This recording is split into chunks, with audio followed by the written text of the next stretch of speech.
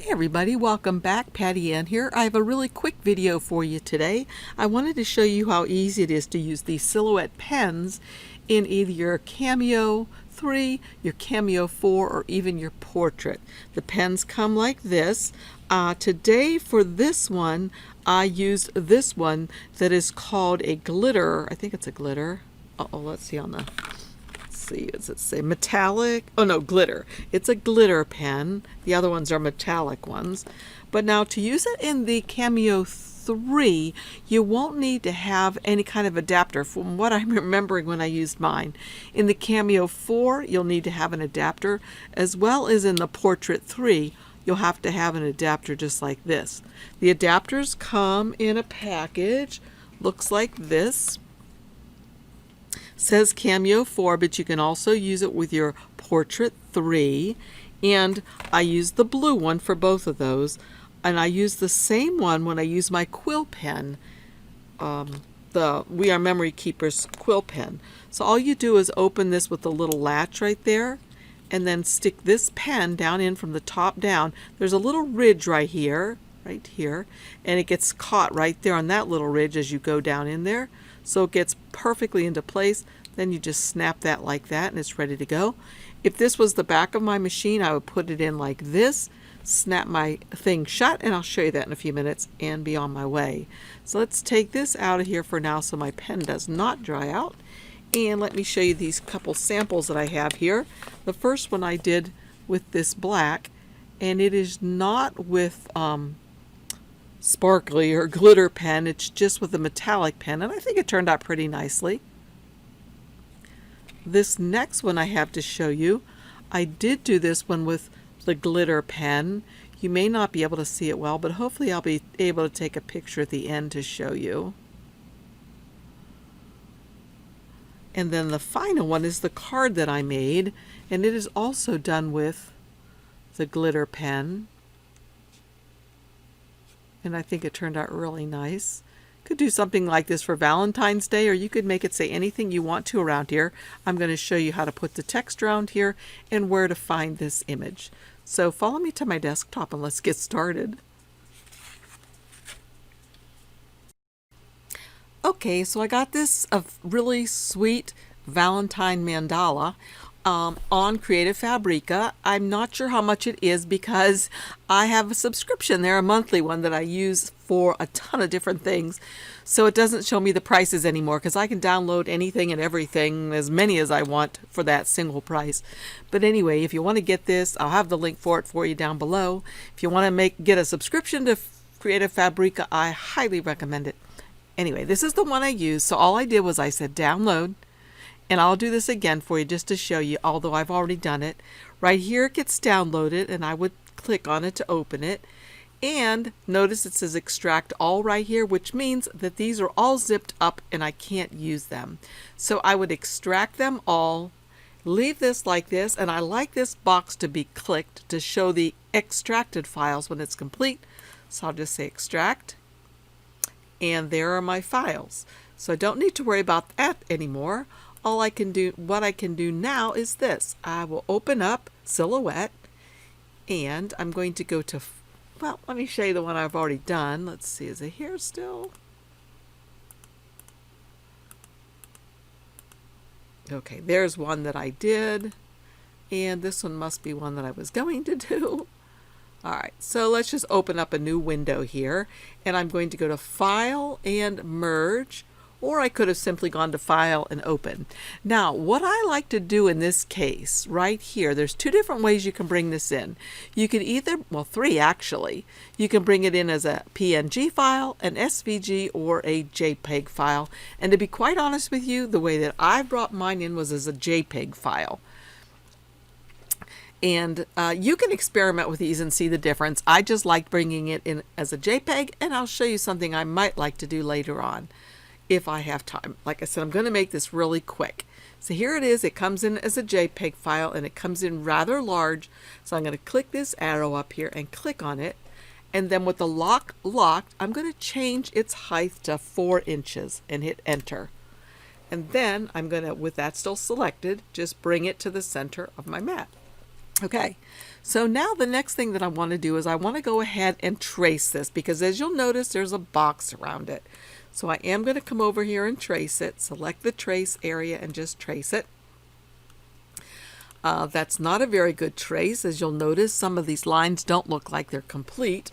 So I would simply come over here to the threshold and move it up until the lines look like there's no little holes in them. So that looks pretty good to me right there. So I would simply say trace. And once I've traced that now, I can just click right here in the middle where I know it's the white part and drag that part right off. So I'm left with this piece, and that's what I want. So I'm just going to go ahead and click on the whole thing and come up here to the left-hand corner and color it all to black. Furthermore, notice the little bit of red right there. Those are the cut lines. They don't need to show like that. I'm going to come up here. This is the line, and I'm going to change it to transparent, which is the little thing that looks like a hashtag. Perfect, just like that. Okay, so this is pretty much ready to go, just like this. So if I went to send, and I highlighted it and said cut edge, or cut I should say, because I want it to cut everything. And if we scroll in, you can see that it's going to beautifully cut everything that I want. But I'm not going to have it cut. I'm going to have it sketch. So what I would do is change this from auto cut to sketch, and then I'm going to change it to a pen. Okay, but it may not work quite exactly the way I want it to yet, because I'm not ready, because I'm going to go back to design, and now is when I'm going to put the text around here. And so I think what I'll do is just come over here to the circle tool, circle, get a circle, hold down my shift key so I make a perfect circle. If I don't hold down my shift, see, I can make an oval or any shape circle I want. Let's Control Z that back out. However, if I hold down my shift key, no matter how hard I try, all I can make, oopsie, is a circle. I'm going to make it large, hopefully large enough, and I'm going to put it over top of that, right click on it and say send it to the back. So then, don't think I want it to be that large, so I'm going to hold down my shift again and move this in a little bit, and again grab both pieces and center them. That looks good. Alright, so now I need to use that blue piece because that's going to help me with my text. I could delete this piece that's over here on the left so it's not bothersome. And we can move both these pieces a little over in the middle. Okay, so now what I'm going to do is I'm going to type out my text. Why don't I just type something like I love you, and I'll just have that go around the top. Okay, the font that I've chosen to use is Gabriola. I'm not sure where I got it, probably from Creative Fabrica, but I'm not positive. So anyway, what I'm going to do is I'm going to do it all in caps. Here's that circle behind it onto which I'm going to put the text I love you, just like I have over here beside it. Okay, so I'm going to come over here to the left hand side to the A and come up here and just click and just type in I love, oops, I went all caps I said, right? Let me put my cap lock on. I love you, space, space. So what I'm going to do now is I'm just going to click on that and try to get an idea, and click off and click back on until I have all these boxes and get an idea of how big I might want that to be. And I think that right there might be a nice size, like that. So you're just going to have to play this by ear. So what I'm going to do now is I'm going to double click on this so I get this four-headed arrow. Then I'm going to bring this down right here. Now one of the things I could do if I wanted to was I could just copy and paste this on here a bunch of times. So I could just pull one off and double click on it and bring it over here again and just put them like this. Hold down my Alt key, drag one off, double click, and bring it over like this. And this works really well actually. Click on this, Alt, drag one off, double click to get the four-headed arrow, and bring it over here. And let's see, I'll drag one out again, Alt. Let's see. Whoops, I gotta click off. Alt and click, drag it over, double click, and bring it down. Whoops, I want to just click on this and get that bar back again so I can move this over like this. Okay, so that works pretty well just like that, and I can maneuver these around now until I'm satisfied with how far apart they are spaced. So I think I'd want to move this one. I double click until I get the four-headed arrow, and that lets me, move it around. Double click on this one, move it around. Double click on this one and move it around. So that's probably one of the fastest ways to do it. Let's see, maybe I might actually like this to be more centered at the top, so I could put that like that, and then move these once again and just keep putzing with them until I'm satisfied with how they look. Like that. So that's one way to do it. Then what I would have to do is click on this top one, hold down my shift key and grab these other ones. Whoops.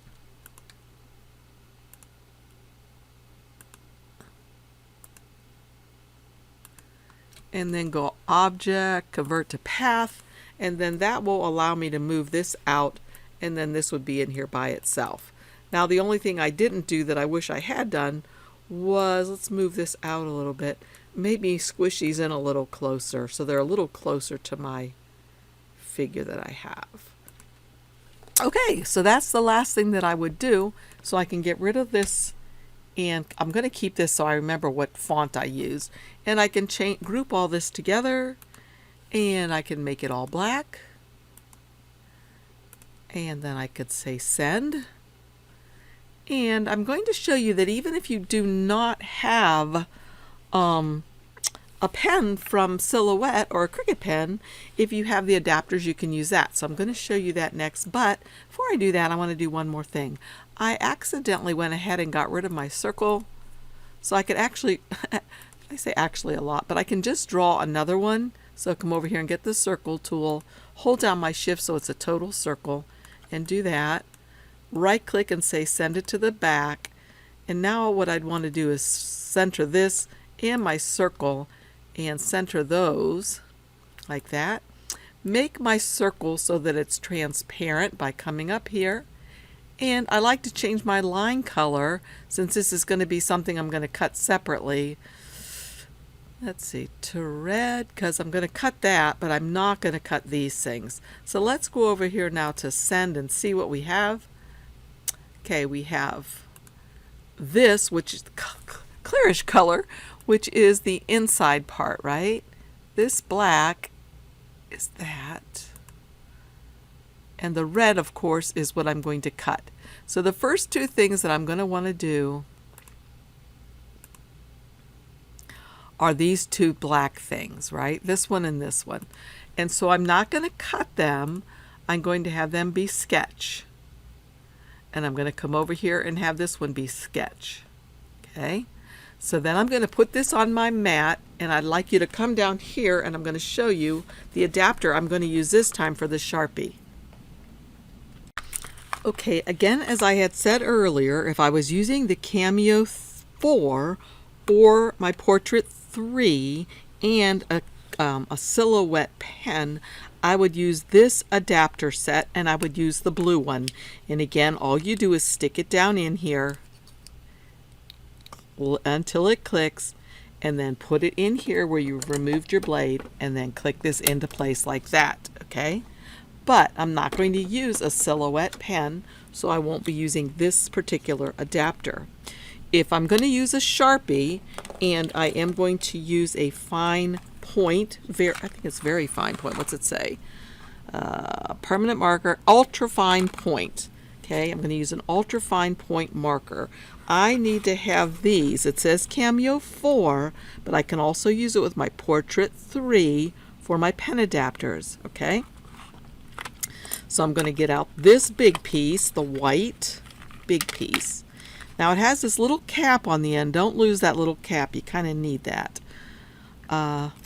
So what I'm going to do now is figure out which one of these I need to use for this pen, and I happen to know it's the white one. Yeah, you might notice my initials on everything. That's because we were going to have a retreat and I wanted to make sure I knew which ones are mine.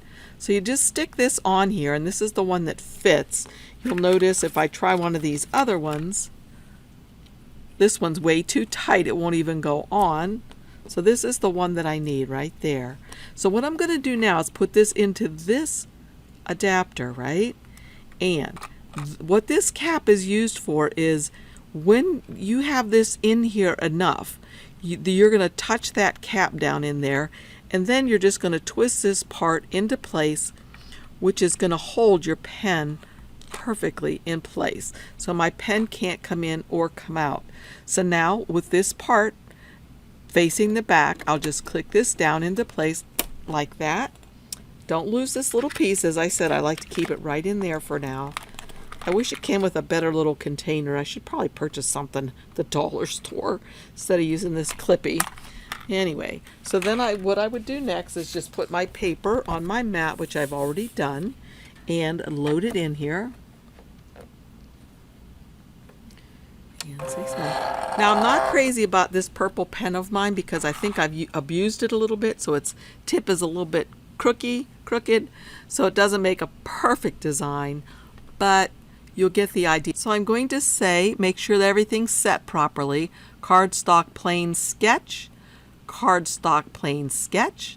This middle one is going to actually be cut, so I could change that for now, because that's going to be a cut file, but I don't really need to worry about it yet because it's not checked, so nothing's going to be done with it yet.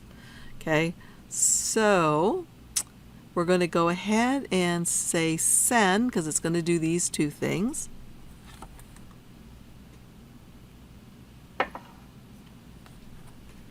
And I'll let you watch for a moment, and then I'll be back when it's all done.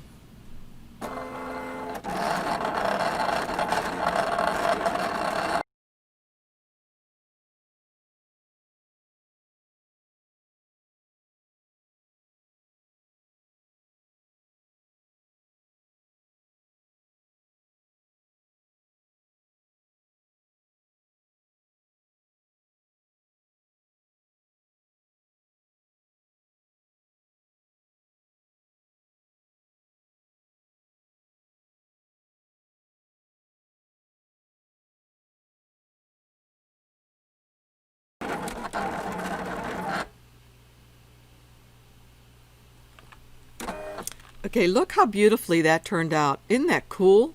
So the next thing I'm going to do is look up at my screen again, and I'm going to uncheck the two black things and check this one, the red, because that's going to be my cut line, right? So I'm going to cut. I've got the auto blade, but it's not in there yet. I've got to take this out and remove my pen, put the cap back on so it doesn't dry out, and put these pieces back so I don't lose them. This little cap again goes right on here. I thought I lost it for a while. I thought I was going to have to go dumpster diving, but then I found it, thankfully, before I did the dumpster dive. All right, let's see. Here's this.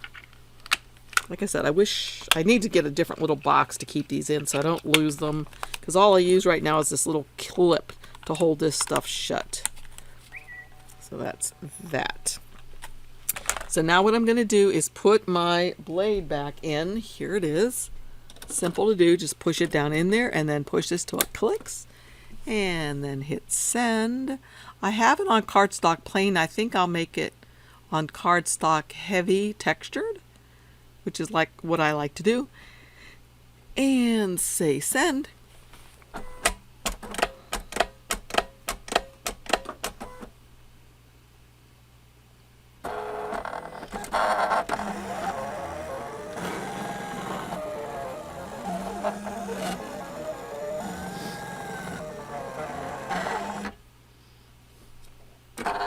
And again, I always test before I take it off. Perfect cut.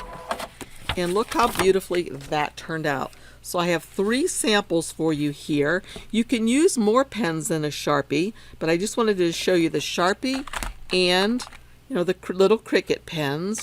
There's different things that you can do with these. I think they turn out super cute. And there's other ways that you can put the text in the circle around here, but I didn't want to confuse you with too many different ways, so I just did it the one way today. So I hope you liked the video. I hope you'll give me a thumbs up and subscribe, and I hope you'll try this. Remember, I have links for some of these machines down below, and I appreciate it if you're in the market to buy something, if you use my links, because it helps support Patty Ann's Place. So again, thanks for joining me. Hey, see you guys Sunday. Sunday. The Digi Chicks will be live with another class, another live, where they make cards using Digi stamps, and these are going to be from Digi Doodle Studios again, from Dina over there, and we absolutely love her stamps. And by the way, after their class, stay tuned, because I'm going to show you how to go about making this special card that one of the chicks is making. So see y'all again soon. Bye.